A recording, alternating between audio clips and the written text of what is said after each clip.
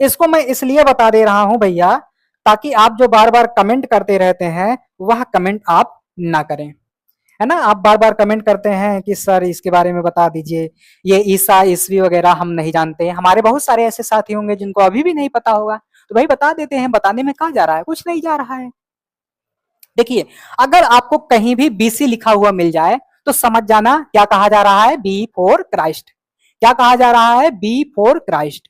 B for Christ को हिंदी में कहते हैं ईसा पूर्व। क्या कहते हैं, ईसा पूर्व। तो जब भी आपको बीसी लिखा हुआ दिख जाए तो समझ जाना किसकी बात हो रही है, ईसा पूर्व की बात हो रही है।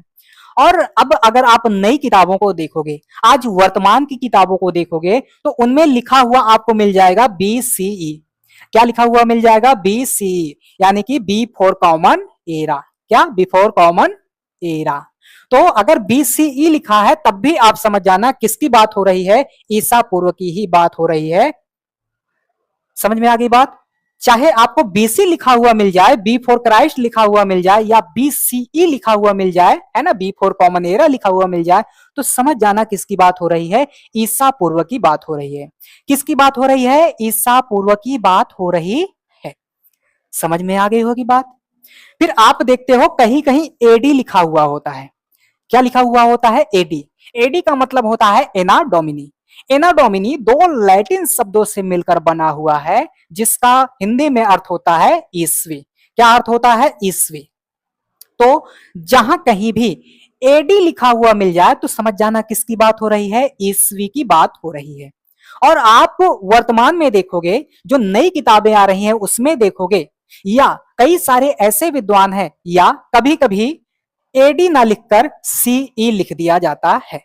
तो जब कभी आपको सीई लिखा हुआ मिल जाए, यानी कि कॉमन एरा लिखा हुआ मिल जाए, तो समझ जाना किसकी बात हो रही है, ईस्वी की ही बात हो रही है, एडी की ही बात हो रही है। तो कहानी समझ में आ गई होगी। चाहे बीसी लिखा हुआ हो, चाहे बीसीई लिखा हुआ हो, बात किसकी हो रही है, ईस्वी की बात हो रही है। चाहे एडी लिखा हुआ दिख जाए, चाहे सीई लिखा हुआ दिख जाए, बात किसकी हो रही है, ईस्वी की बात हो रही है। और कभी कभी आप देखते हो बीपी। बीपी यानी कि बी फॉर प्रेजेंट। क्या भैया, बी फॉर प्रेजेंट। ये वर्तमान से पहले के लिए उपयोग में आता है। इसका कोई उतना खास उपयोग देखने को नहीं मिलता, लेकिन इन दोनों का उपयोग हमें देखने को मिल रहा है। तो इसके बारे में आपको पता होना चाहिए। नहीं तो पता चला मास्टर लिख दिया एडी, मास्टर लिख दिया सी, मास्टर लिख दिया बीसी, तो आप कंफ्यूजन में हो जाते हो। मान लीजिए मैंने बीसी पढ़ा दिया, एडी पढ़ा दिया, अब आपको नई किताबों में ये वाली तिथियां दिख रही हैं, तो आप कंफ्यूजन में आ जाओगे ना। कहोगे मास्टर तो बताया ही नहीं, कहोगे हम तो जीरो से पढ़ रहे हैं, हमको सिखाया ही नहीं गया है। तो इसीलिए मैंने सारा बता दिया। अब एक कहानी यहां पर आपको और जानना है कि जो वर्ष की गणना हो रही है वो ईसा मसीह के जन्म की तिथि से हो रही है। तो मान लीजिए ईसा मसीह का जन्म हुआ और उस जन्म की तिथि को हमने जीरो मान लिया। हमने क्या मान लिया, हमने जीरो मान लिया। अब यहां पर ध्यान से देखिए, जो ईसा मसीह के जन्म की बाद की तिथियां हैं उन्हें ही हम ईसवी कहते हैं, और जो ईसा मसीह के जन्म के पहले की तिथियां हैं उन्हें हम क्या कहते हैं, उन्हें ही हम कहते हैं ईसा पूर्व। पूर्व का मतलब होता है पहले। तो यह भी कहानी आपको समझ में आ गई होगी कि ईसा मसीह के जन्म को हमने आधार बिंदु मान लिया और उस तिथि को हमने जीरो कर दिया, और जो इस तरफ की घटनाएं हैं, जो ईसा मसीह के जन्म की बाद की घटनाएं हैं, उनको हमने ईसवी कह दिया, और जो ईसा मसीह के जन्म के पूर्व की पहले की घटनाएं हैं उन्हें हमने नाम दिया ईसा पूर्व।